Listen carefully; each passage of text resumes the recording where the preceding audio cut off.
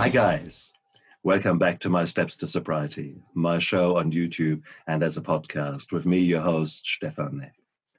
Today is another fantastic day for an interview. Yeah, I've got Camille Kinsler with me. Not only has she got the most beautiful German name that some of you will struggle to pronounce. Yeah, that's us Germans. It's just, I love that word, Kinsler.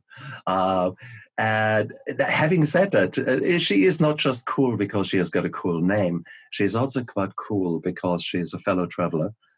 She is a fellow person who is interested in helping people out there who are not quite yet addicted to alcohol. And that concept of not quite yet there is such an important one. So I'm dead excited to discuss that with you today, Camille. Thank you so much for coming on to my show. Absolutely, Stephen. I'm so excited to be here and see where this goes. Exactly. And we were just prior to this recording, we bantered a bit around and had a chat. And I loved the fact that you're working with women that are not, no, they're not addicted to alcohol, no, but they are sober curious. They wonder how it would feel like if they would not drink 2 bottles of wine before the kids come home.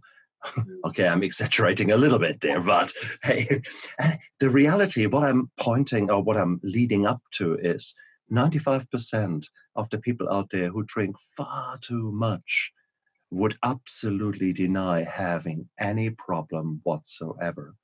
So therefore, that is, 1 in 3. We've got the incidence of chemical addiction out there. 1 in 3. That's a hell of a lot of people. With alcohol, I would say at least 1 in 5 that are out there with dangerous drinking behaviors, either massive binge drinking or actually the ongoing numbing of pain, etc. So, hell, there's so many people out there, but so few people who are at the point of recognizing that enough is enough. So it's lovely to see that you are not waiting with the ambulance at the bottom of the cliff, but that you're actually standing on the top of the cliff and saying, guys, do you really want to jump? So I love your work. Well, thank you so much. Yeah, absolutely. Well, it's where I was. I love this idea. I don't know if you've heard of it, but the gray area drinker. Uh-huh. So you have this spectrum. You have one end, the teetotaler, and then on the other end, you have somebody who needs to drink alcohol to get their day going in the morning. And then you have all the people in between who are using alcohol in some manner and don't consider themselves a teetotaler, but definitely don't consider themselves with acute alcoholism. And so they're in the middle and they're looking around going, but I try to quit. I mean, I try to, only drink my 1 cocktail a night and it ends up being 3, or I try not to drink on a weekday and then by Tuesday I'm giving in. And they say, but I don't fit into this scenario. I don't fit into what society has told me of somebody who has a problem. I take care of my kids. I haven't had a DUI. It's all of those things. So you're basically like skating along the bottom without actually hitting it. And that's where I noticed I was for years. And it just increases, right? Because that's what happens when you drink alcohol, because it's addictive. You just, all of a sudden you're like, how did I end up drinking a bottle or more of wine a night when, 4 or 5 years ago, I could only drink 3. So true. How were your early years? Was alcohol around you all the time? Oh, when I was a kid? Mm-hmm. So my dad, my mom rarely drank, but my dad drank every night at 5 p.m. He would come home when he wasn't on call. He was a pediatrician. He's still alive, but he's retired. At 5 o'clock, his Jack Daniels. And I loved my dad. My dad is amazing, sweetest bear in the world. But at 5 p.m., just this little shimmer in his blue eyes just dulled. And, a lot of issues with my fighting between my parents during those years where I have to break up their fights at, in the middle of 9 or 10 at night. And And that was a huge challenge. And I always told myself that I would never drink when I got older.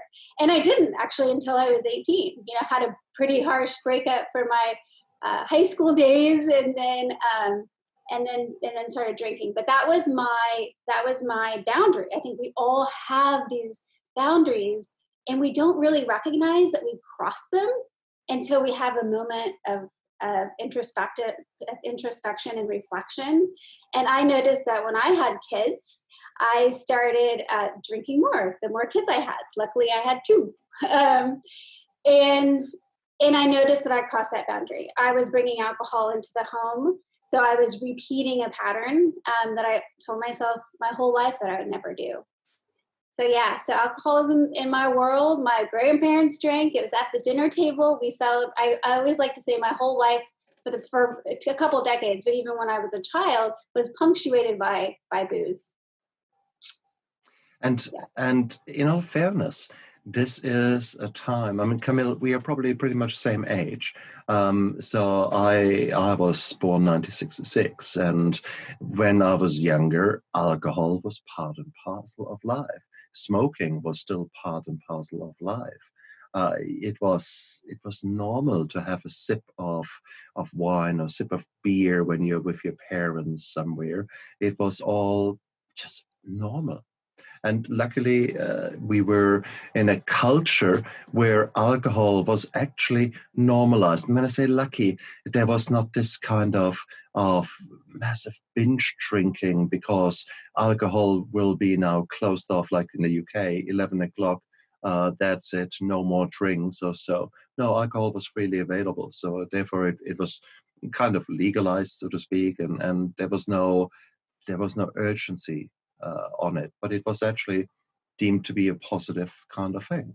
Mm-hmm. Having said that, of course, some of us are behaving or are responding differently to the molecule alcohol when it comes into our system.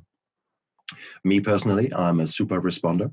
In other words, when I get some alcohol, oh boy, my dopamine levels go massively high, much higher than maybe some of yours out there. So therefore, for me, I was a sitting duck because of my genetics to become an alcoholic, to rely on alcohol as such. Was there such an experience with you? What was the alcohol doing to you when you were drinking at 18, 19? So I always knew that I drank differently or more than other people, even at an earlier age. But I just found the people who drank. And so at that point, then I was just part of the I hung out with the boys, the big boys, right, that could take shots and handle it. And so I would do that with them. And I was always lucky, quote unquote, in a way where I was able, because of my genetics too. I'm a small girl. I'm 5 feet tall, but I could drink a lot of people under the table and manage it. The whole thing, like throw up and then get back to it. In my earlier days. So I always knew that it was a little bit different than other people. But of course I didn't recognize it as a problem because I didn't fit the stereotypical person who has a problem, right? I was like my dad. I was very, I was studying medicine. I was, checking all the boxes. I was getting up at 7, 8 in the morning. I was doing the things I was supposed to do to be a good person in society. And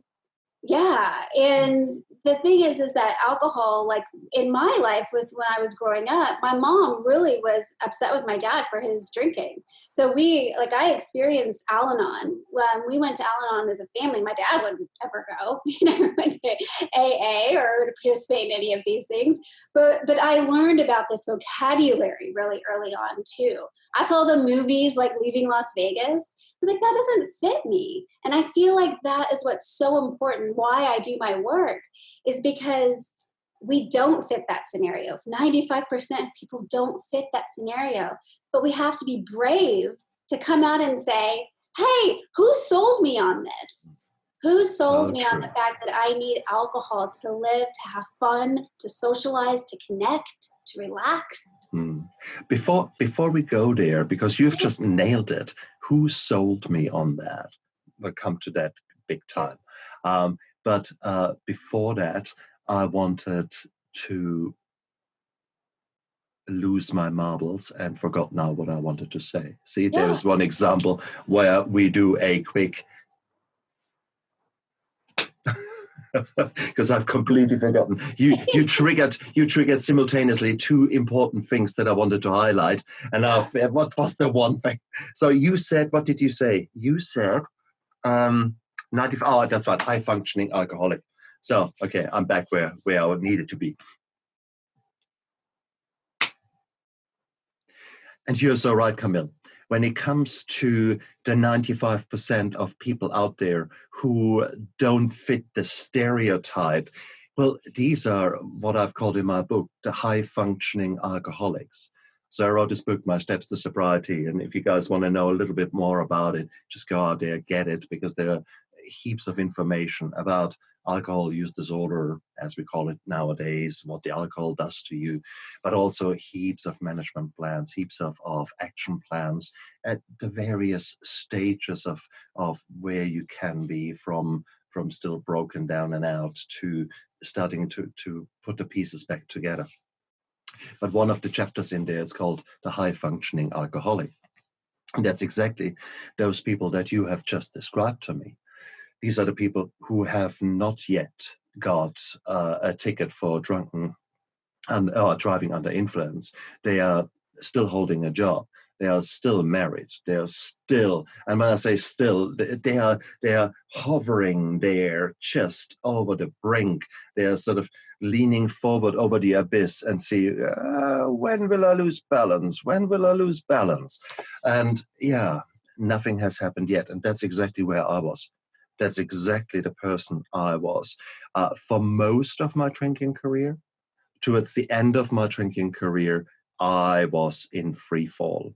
And it was just a matter of time until I would have been dead, losing my job, being in jail, because sooner or later I would have fucked up. And that is unfortunately the risk. This is not, the alcoholism is dynamic. It is not, it is okay for a long period of time. The great drinkers, as you have described them, the high functioning alcoholics as I do describe them, it's the same group of people we are talking about. Mm-hmm. Yeah. And so how do you recognize a great drinker? What are your recognition triggers? Yeah, I don't recognize them at all. So it's just like what a person who says that they're an alcoholic or has a problem with alcohol, what they say is what I believe. And so if they come in and they say, I don't have a problem with alcohol, or this is the big one, right? I want to drink normally. So I say, great, you want to drink normally. Well, let's look at all these other things in your life that we can maybe beef up and make better, and you can feel more empowered and all of that. And then we can talk about what normal drinking looks like. Nice. And alcohol is the triple whammy. This is why I always say it's a triple whammy. It's addictive, it's habitual, and it's ritualistic. And so even if you want to cut it back, do all the programs, moderate, if you drink, you're going to start drinking again, and more than likely you're going to get back to where you were before, because we use it for the same reasons, the same time of day, for the same emotions, and its chemical substance is addictive. So I'm not exactly sure what specifically you're talking about. Oh, how do I recognize? Yeah. So really, I mean, I can have all these bells and whistles, and I can do, what I say is where I think they lie on the spectrum. But honestly, it doesn't matter what I think. And actually, the less judgment I go in with please. On Absolutely. whether they're going to, like, quote unquote succeed or not. Yeah. Is gives them more freedom, to choose their own path or continue on this. I mean, it's a journey. It's not like I quit drinking and that's it. I did it on day one. No one who does that. Has anybody ever done that? Well, it's called white knuckling. You can just stop drinking, not do anything about the reasons, and then for the next 25 years, sit in meetings or sit somewhere and be the grumpy old git who has never changed, who has never altered. So white knuckling, literally. I will not drink. I can do that. Yeah. And yeah. And I also, I never tell people that they can't ever drink. I mean, at some point I will say, you know that, I mean, more than likely statistics show if you start drinking again, you're going to be drinking every night again. That's statistics. But no one wants to hear that. They have to experience it themselves. True. And so what my goal is to provide them with, hey, you have experience. Now you have past experience of what your life looks like without drinking. You have these tools, you have these things to go to. But really, what's the root cause? What's that? What's the root? What's holding you down from really soaring and becoming who you are and who you were meant to be? Absolutely. And I think jumping fast forward, what both Camille and I are all about is living a life so beautiful, so full of joy, so full of any problem, full of any problems? No, so full of full of solutions to the problems that come, that life is just beautiful. Yes, it will throw us punches, but we duck and weave because we've learned how to do that, or we take it on the chin because we've learned how to do that as well. So it is that kind of a life where you are so full of beautiful things that you don't need alcohol anymore, that you actually find alcohol rather interfering and a nuisance because you're so bloody hungover the next day. And instead, you actually want to live this beautiful life that is giving you all those positive feelings. Yeah. So that's where we want to be at. That is what we strive to. And it's a journey. Camille, you're so right. It's a journey. It's not just one destination, but it's actually, you set yourself goals. You strive to get the habits right that allow you to get closer to these goals. But it's a dynamic process. So you might right now work really hard on actually at your basics. On the nutrition, on the rehydration, on the sleep, etc. These are your biggest goals. And these should be your biggest goals because that's the foundation of everything you need. Once you develop this kind of safety and look after yourself, from there you can then build up towards more the spiritual side of things. So at one stage, you might actually start with the very basic foundation. And then you might develop more better things like breathing exercises or meditation or mindfulness or the other techniques that allow you to live this full life and to deal with the obstacles and challenges that life throws you. So that's where we want to be. The problem is, at some stage, if you're listening to this podcast, chances are that you're not yet over there, but you're somewhere in the middle. And you might still be in this gray zone. And when I was sort of joking, how do you recognize them? I personally think that there are things that define you a little bit as a great drinker. One of the things is that we, for example, make jokes about it. The classic one is, what do you do with leftover wine? And the answer is, I'm sorry, I don't understand the question. What is leftover wine? Right. Or it is. It's somewhere beer o'clock. It's somewhere wine o'clock. It's the fact that most of your friends drink. So when you go out, you will find that virtually everyone in your friendship circle drinks, and drinks probably to the same level as you do. Because that's what we do as great drinkers, as high-functioning alcoholics. We surround ourselves with those people that are doing the same because we don't want to stand out. We know that probably 2 bottles of wine a day and then some is probably not right. So therefore, if we surround ourselves with other people who drink 2 bottles, maybe even 3 bottles of wine, hey, that makes us look good. That's great. It's all normalized. So these are the little things where I just need to sort of look at someone and think, don't bullshit me. I know exactly what you are because I see myself. You are the mirror image of me 7 years ago, 8 years ago. So no, and that's what I was referring to. Yeah, So, absolutely. Yeah, but no one likes to hear that. No one likes to hear so, of course not. Of course not. But yeah. that's the cool thing, guys. When you come into rehab, when you come into a structured approach where people actually are willing and able to help you to recognize what is going on in your life, there is a new freedom there waiting for you.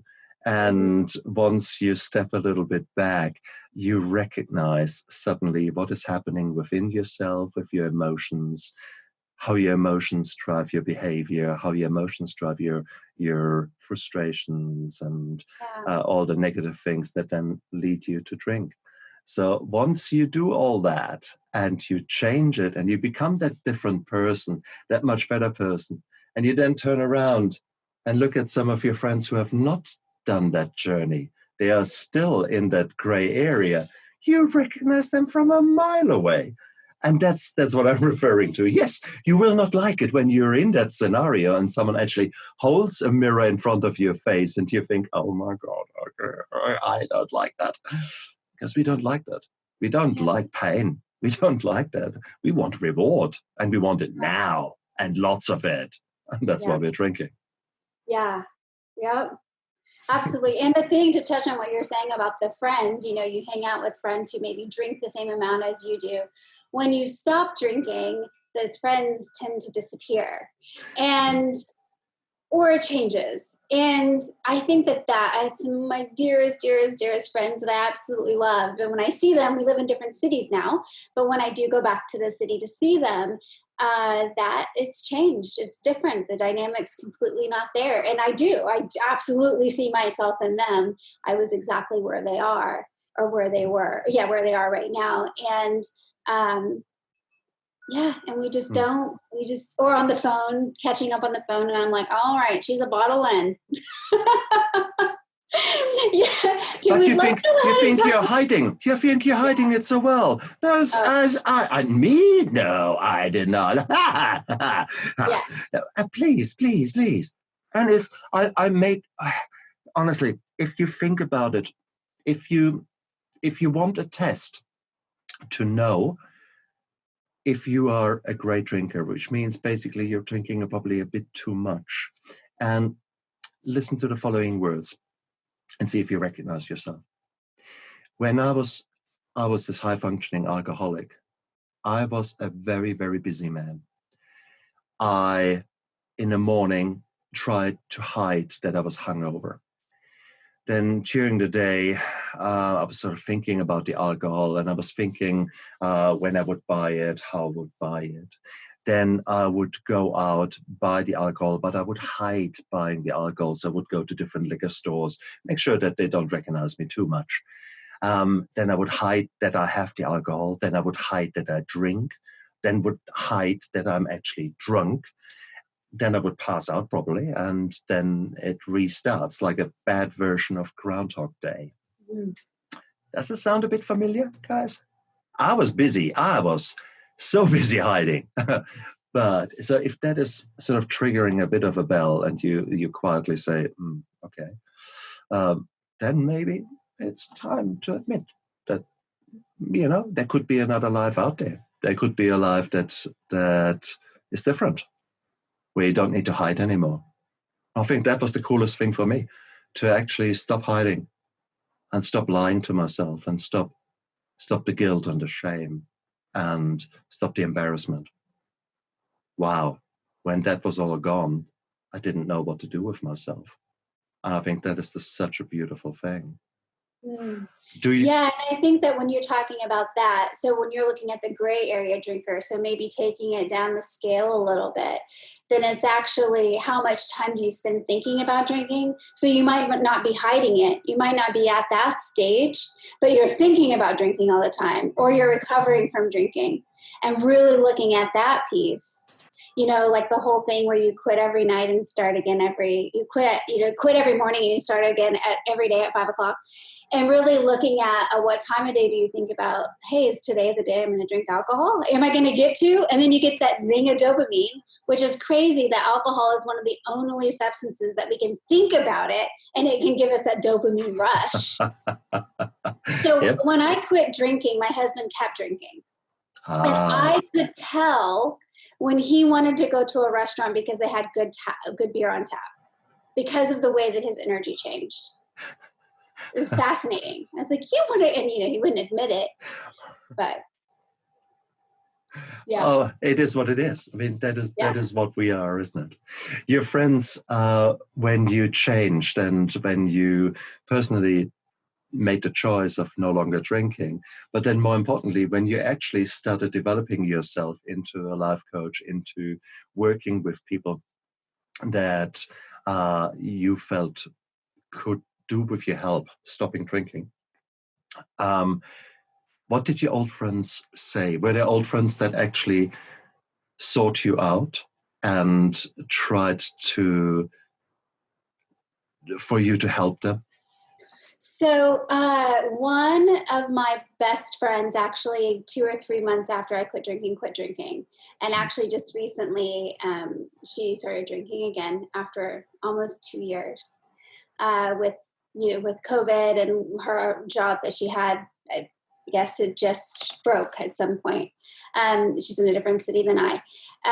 And then I've had friends that actually weren't BFFs, like they would have never known how much I drank, who, when I say, because now I'm very vocal and a huge advocate for, hey guys, we don't need to numb ourselves out there with booze.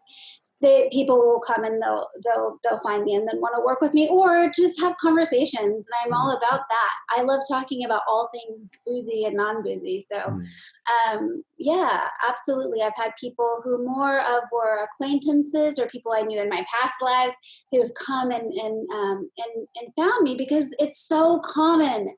And that's the thing about comparing ourselves to somebody else that might be better, drink more than us or less than us. It doesn't actually matter because if you feel like crap, you feel like crap. And you deserve to feel good, and like so that's people are so undeserving of being happy because we're so used to, not. And then, just reminding people that their birthright is to feel good. Like kids, happy, playful, and life's hard and ridiculous and it's going to throw curveballs all the time, but we can do it. We're built to do it, feel it. And that's the one thing that keeps me sober is the curiosity. I know what 2 decades of drinking looks like. I don't know. I'm 3 years into not drinking. So May was 3 years. And I'm still so curious as how I open up and develop and evolve more and more. And then the people I meet, like you, Stephen, my husband is growing in a really expansive way. My relationship with my kids, the shoes that I wore for years and years no longer fit my feet. And I don't even like the style anymore. And that's so cool that I can reinvent who I am. Or no, that's not true. I can get to know who I really am again. Ooh, nice. See, and that's maybe a sign that you're a great drinker. And that's, for me, maybe a sign that I really was one step further. Yeah. My reality was that I couldn't even tell you who I was. When I stopped drinking and I went into rehab and I started working on my emotions, I came out pretty much an empty shell. I felt empty, and it was a bizarre lack of emotions because my emotions were constantly driven by the alcohol or modified by the alcohol or numbed by the alcohol. So suddenly to have that no longer there and to have some significant changes in my own life there, it was the most bizarre thing. And I had to reinvent myself and actually try to figure out who am I, or who do I want to be?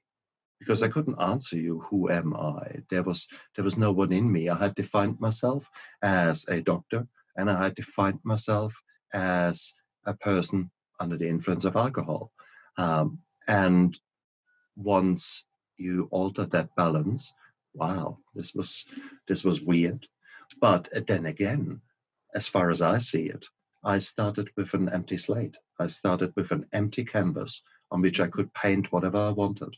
I started with a big, huge amount of marble just there in one block, and I could make whatever I want to do, whatever statue I wanted to create. And that was actually a really powerful thing. And it is, I find it with a lot of guests that I bring onto my show, that they come at some stage, they come to a point where they are empty, where they know that the life that they have lived so far is impossible to continue. For example, I had a soldier recently who was defining himself as the hardcore infantry soldier that he was. Then he was on the receiving end of some bullets, and suddenly his life ended. The life that he knew ended. So he had to reinvent himself, and it took him years and years and years. And his main message was, be open to anything out there in the universe, because you don't know who the real you is, who the real you in a year or in 2 years will be. You know who you were 10 years ago, you know, or sort of what you are now, but you have no way of knowing what waits for you. And it is the craziest things might be what really triggers your fancy. I mean, he became a comedian, and he loved that aspect of himself. And if I would have told him that in 2004, prior to his injury, he would have probably thought, but here you are. So this is a huge chance. So for you guys to say, well, okay, as you said it, Camille, you know what 20 years of Camille version 1.0 looked like, and you're now stopping and reinventing yourself. Or as you said, you try to find yourself. Well, that's the version 2.0 and 3.0 waiting to be discovered. How cool is that? Hey? Yeah, I love that. That's so beautiful. And I love looking at the difference between gray area drinking and talk to somebody who is at the other end of the spectrum, because I rarely have those discussions. I mean, I know people like that in my life, very close to, but having that comparison is interesting. Like what we talked about with you saying that you were hiding it. And I was like, well, the step before that is thinking about it constantly, maybe not hiding it. And then realizing the shell, because there was a shell, there was something desperately missing. And although I did all the moderation stuff, right, that we all do, and that's the other thing to look at when you're a gray area drinker, you try to moderate, you do all the things, you drink the clear liquors and not the brown liquors. You drink the rosé or the expensive wine, so you're not drinking out of the box. Or you go to the box, so you don't know. I mean, it's the things that we try to moderate and tell us, I'm sure you guys recognize that within you, how the moderation happened. But then what happened was, so I did that, and then for 2 years. So I like to say that your day one is the day that you listen to your first podcast, that you pick up that first book, that you have a conversation with a friend and say, I think that I might have a problem with my drinking.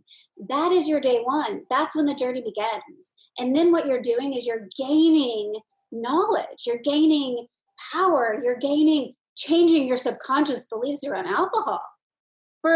So I did that, for probably all my life, but really the 2 years strong. And then I was 40 on a boat in British Virgin Islands with my best friends, the sparkling ocean around, little houses decorating the islands. And I was hungover. And I was just like, this is it. And then I came home and drank for another week, and then I quit drinking. Beautiful, beautiful, beautiful.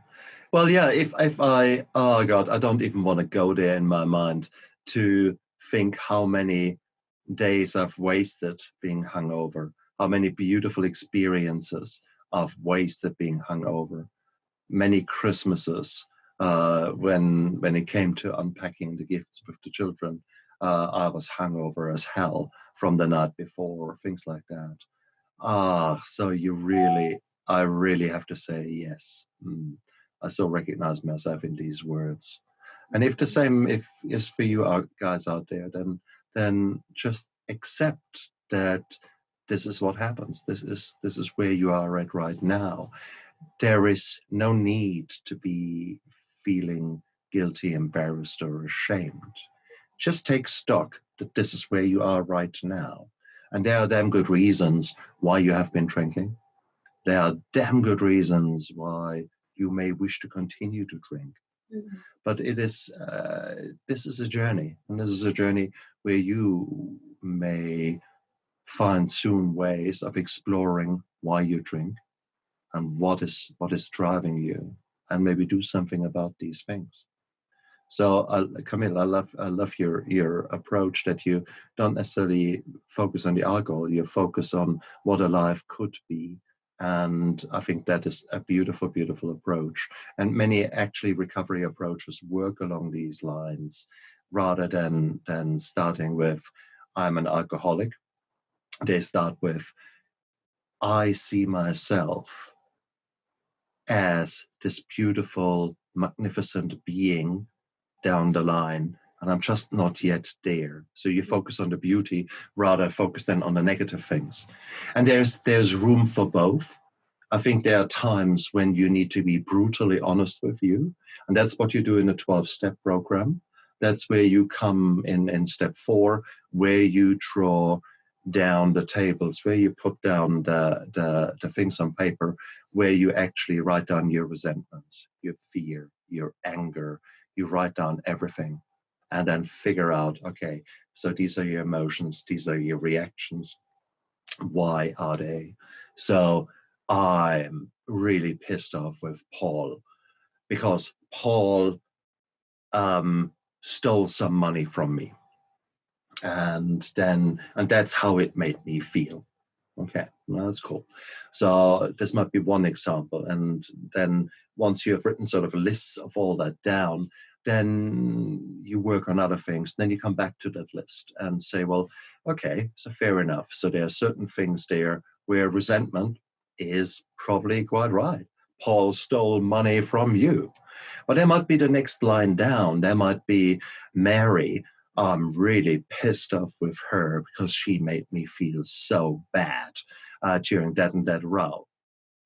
And when you look a bit closer to that, or onto that row was all about you drinking. And she actually was telling you how much she loves you and how much she really wanted you to stop drinking. And so the resentment was there, and you were really pissed off that she told you that you should stop drinking. But there might actually be here a component where you are part of the problem. And that's where, I guess, where the hard work comes in. Whilst you can strive towards this beautiful new version of you, which you should and which you must do, there is ballast in the back. There is sort of emotional baggage that you need to deal with, that you need to look at and get rid of that baggage. And the only way you can get rid of it is by dealing with it. Because if you just try to bury it somewhere in the back of your mind, it will come out like a festering bit of pus in your body. It will come out. So therefore, I like both approaches. I see virtue in both of them, and there will be different stages in your recovery where both of them are necessary. Yeah, absolutely. I love, you said this a couple of times in this interview about being and who do you want to be. And I love that. It's not what do I want to be when I grow up, it's who do I want to be, and really create this very, very visual idea of what that person is, that future you. And then as you work more towards that, you're always saying, is that what my future self would be doing? Mm. And yeah, absolutely. I mean, I'm 3 years into not drinking. When I was my first 6 weeks, I was under the covers. I slept. I always tell people that that's your superpower. Like, I'm so tired. Why am I so tired? I'm like, use it. Like, it's your body's protective mechanism. Use it. Sleep. Because if you're sleeping, you're not drinking. Like, it's good. And then after that, like, my first thing I said, I'm going to do 100 days without drinking. 6 weeks in is where I came out of hibernating. I was like, whoa, wait, this world. And then that's where the true, I was a yogi. I did breath work. I ran marathon. I stopped doing all of that. I stopped the alcohol diet. I said, the only thing I'm going to quit is alcohol, and I'm going to eat crap, and I'm not going to exercise, and I did all of that for 3 months. I didn't try to do anything else except for not drink. And then after that, then you build, and then you can add on, like you were saying, then you can layer it, and then you can get to the spirituality. After you've taken care of safety, then you can start, then it starts evolving and unfolding.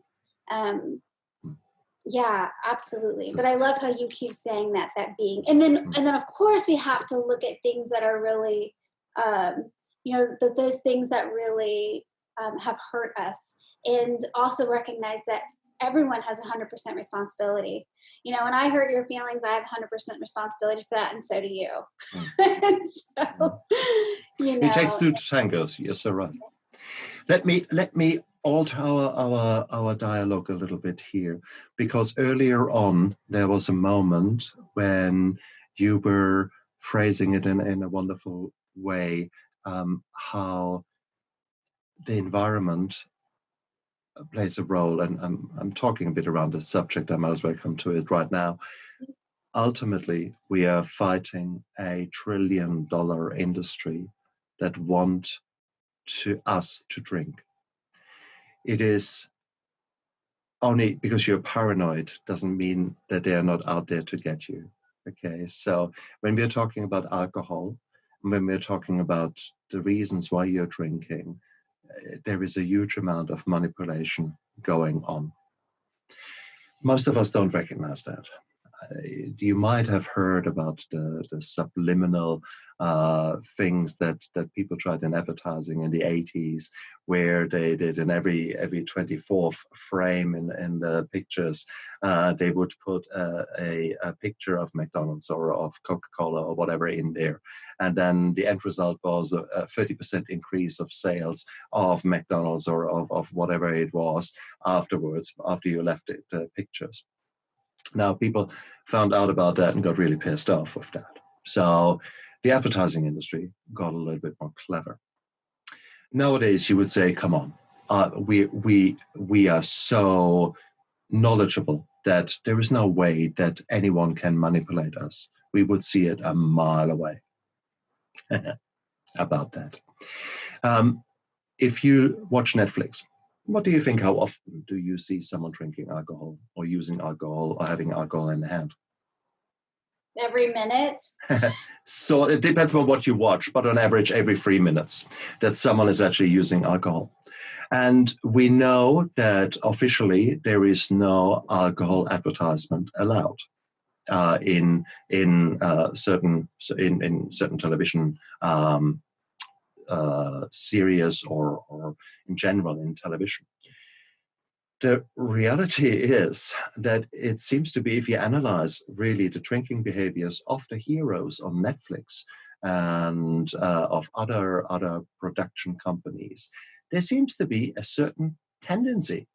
So, for example, one group such as Netflix might enjoy one particular whiskey rather a lot. And it doesn't matter which series on Netflix you watch, they might like a certain amount of drink or a certain type of drink surprisingly a lot.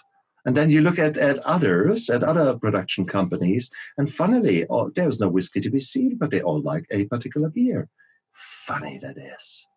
And you then realize when you look at the Institute of Alcohol Studies in the UK, for example, who are looking specifically at the advertising, etc., you see how powerful and I want to say evil entity we are fighting against, but it's not evil. Their mission is to make money, and they're really very good in it. They just don't care that you end up with needing a liver transplant down the line, because that's your problem. You are obviously not a responsible drinker. So just that sheer concept of, if you were a responsible drinker, so putting the onus on you, blaming you, like in a toxic relationship, you are the problem. This is a beautiful product here. You just can't handle it. All that shit is happening out there. So if you take the 10 biggest producers of alcohol and look at their net worth, they would be together on a ranking level like the 58th country in the world from a money point of view. You're talking huge amounts of money in the liquor industry. And they're quite happy to spend that amount in advertising. And when I say advertising, not the classic advertising, no, the quiet, changing your perception. Mm. I put an example into my book, which is called The Heroin-Free Wedding. And I've put it as an example of a young woman talking to her mum and said, "Look, Mummy, my wedding is coming up. Can we talk wedding?" And Mum says, "Yeah, let's talk wedding. That's cool. Oh, yeah. Mummy, I've decided I want to have a heroin-free wedding."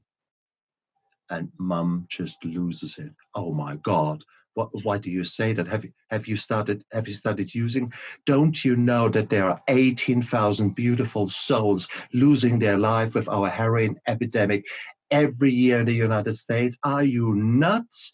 And the daughter says, "Oh, I'm so pleased that you're thinking like that. I'm so pleased." And no, I'm not using heroin. And I'm so pleased. And the both of them give each other a big hug. And then the daughter says, "And now, since we're on the topic, I actually thought we also do an alcohol-free wedding." And the mom loses it and says, "You're kidding me. You can't do that. You can't do that. Of course we have to serve alcohol." Okay? So this is the reality. We have been brainwashed to the nth degree. And it is absolutely normal. For you, Mummy, come on. Oh God, the kids come home at 3. You better have 2 glasses of wine, because that makes you so much better, so much more prepared, so much more relaxed. You have deserved it. Remember, you have deserved it. Mm-hmm.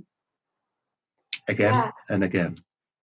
Yeah, the mommy juice, right? It's interesting because the alcohol industry doesn't even have to advertise. We do it for them. We do it for them on social media.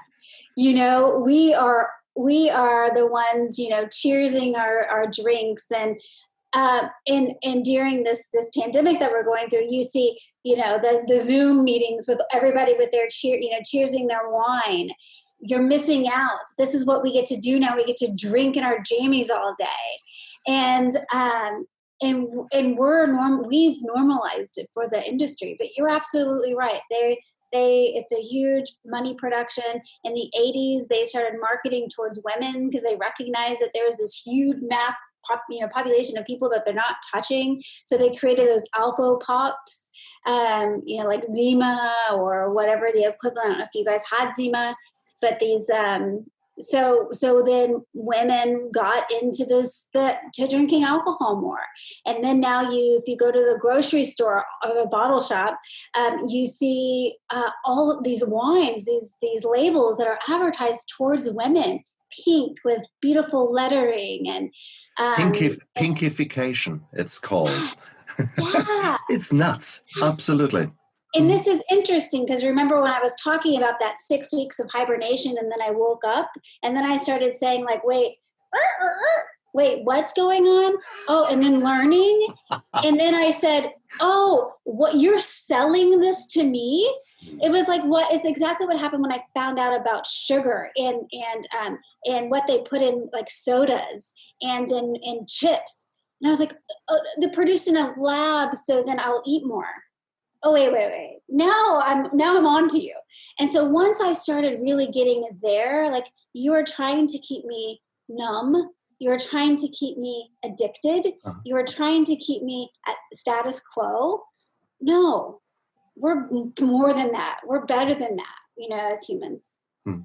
And at the moment, we are talking pretty much sort of probably about the problems of 40s, 50s-year-old, maybe mid-30s. So that's that. The next generation that is coming through, though, they are far more weary about the calories, about the carbs. Everything is keto, everything is weight loss, it's perfect figure, etc. And that's a problem for the alcohol industry. So you have got now, what can they do? You guys know the answer? Come on, guys. If you wanted to create now a new trend, what would you do? Could you create an alcohol that has no calories? No, because alcohol itself is hugely caloric, but we don't want to tell that anyone. Okay, so shh. But could we take the carbs out? Oh, yeah. And you know how easy that is? It makes it cheaper.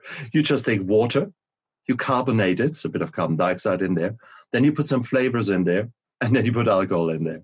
That's cool.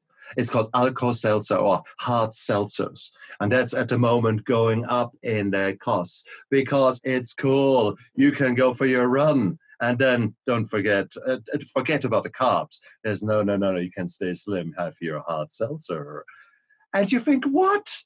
Who would be stupid enough to buy that? Well, prices are going, not the prices, the sales are going.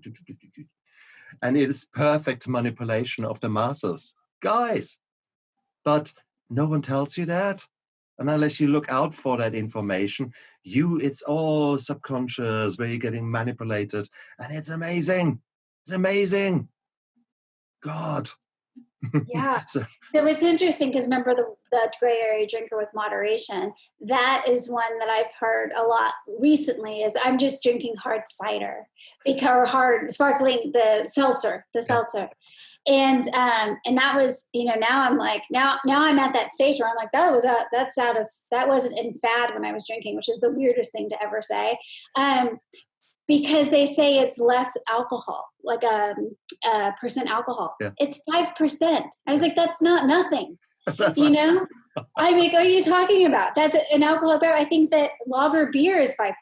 That's correct. That's the same. It's the same. Exactly.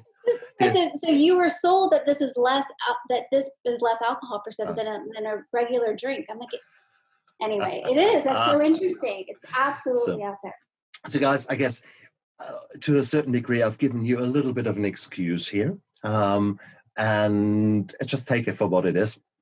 It is an excuse because we are being manipulated. And you are being manipulated. It's all about sales. It's all about money. And you have been led down the garden path in all the wrong ways when it comes to the way your own perceptions are being managed by the alcohol industry. You were taught that you're going to be sexy and can be suave when you have that drink in your hand.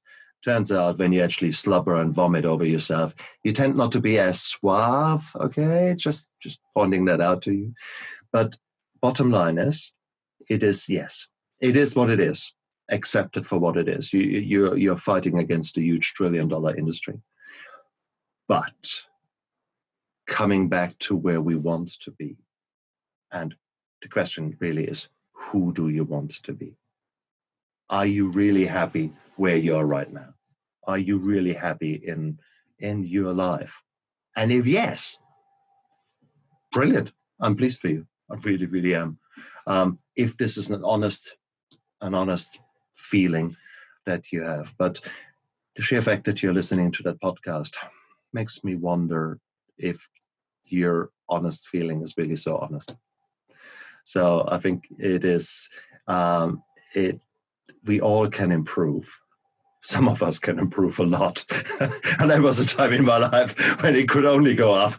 There was no more down. There was no more below. There was no button lower to press. I was there. But then again, if I see now where I am as, wow, I've got 4 years on you, Camille. I'm 7 years, 2,334 days. Not that I'm counting. And it's the most beautiful, beautiful, beautiful feeling that I possibly could have. So guys, I mean, just look at that cheesy grin here, okay? And look at me. If I can do it, come on, you have got a fair chance. So guys, you just need to get out there and just recognize that maybe, yes, okay, you might not be drinking that much, but there's a damn good chance that you could do better and that there is a different life waiting for you. Camille, if people sort of recognize themselves in this podcast and think, oh, wow, how can they get hold of you? How can they work with you if they wanted to do so? Yeah, wonderful. Thank you for asking. So I have a program called Think Beyond the Drink. Think Beyond the Drink. So now I think maybe listening to me and what I've said is that you understand that it's really not even about the beverage at all. It's about what's beyond it. And so that's, thinkbeyondthedrink.com or so interesting. I don't even know if I have a contact link on that website. We need to change that, don't we? I know I do. Or Instagram, Think Beyond the Drink, and on Instagram, and you can message me through there for sure. And I do one-on-one, and then 4 times a year, small containers of women who are ready to investigate their relationship with alcohol, and they in a really fun, beautiful 60-day program. Which is beautiful. And that's what you need. You need the time, guys. You can't just listen to one podcast and then the world is beautiful and everything will change. This is a journey, and the journey is gorgeous. And take your time on this journey because it's not a destination. It is truly a journey. So, yes. So, Camille, I'm so grateful that today you explored the gray area drinking with me, which is such a huge area, so many millions and millions of people out there. And I hope that those of you who are joining us today or in the future listening to this video or to this podcast, that you take it to heart, sleep on it, and then maybe look around. What is the first step that you can do, that you can take to make yourself a better person? And with that, I don't mean it in any kind of corny way. I just mean a person that you look in the mirror and get a smile on your face. And this kind of, did I do that? Am I that person? And you get this Cheshire smile grin there. And that's beautiful. It is. And it's waiting for you out there. Takes a little work, okay? I give you that, but it's waiting. So, give Camille a ring, make an appointment for a one-on-one, and just actually share some thoughts. And this might be as a great first step. And if it is not yet there, if at the moment you're not yet at that point, that's cool. The sheer fact that you listened to the end of this podcast means that we've planted a seed. Hey, who knows when the water is coming and the seed suddenly bursts out, and it's waiting for you out there. This beautiful life. Camille, again to you, thank you so much for coming onto my show. It was an absolute honor and a pleasure. Thank you very much. And I just want to say one last thing is always choose you. Every morning you wake up, just remember to choose you. And what a beautiful thing. Absolutely. Guys, look after yourself. Life is too short. Bye.